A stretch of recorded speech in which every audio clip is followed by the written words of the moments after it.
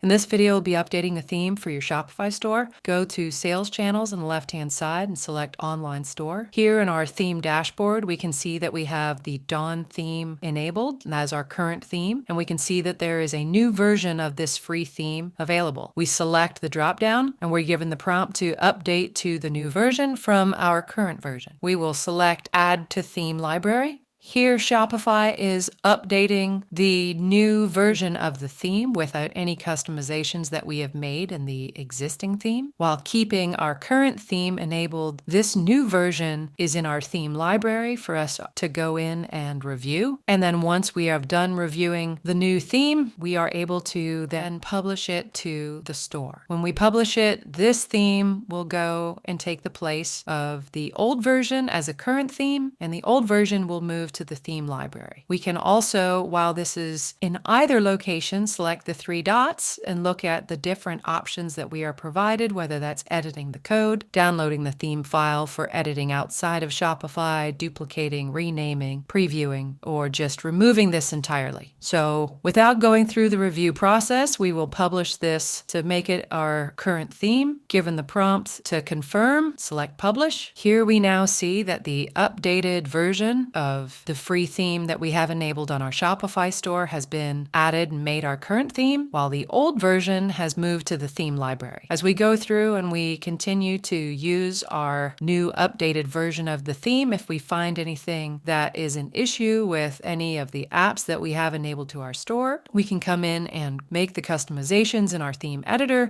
or if need be, revert back to our old version of the theme by selecting publish, which again will swap it from the old version back to the current theme and the new version back to the theme library. Once you have updated to the new version of your theme, be sure to go through and do a second review to make sure that there are no pages or functionalities on your store that are not operating correctly based on the new version of the update. If you found this video helpful, click subscribe down below and follow us for more on setting up and running a business online.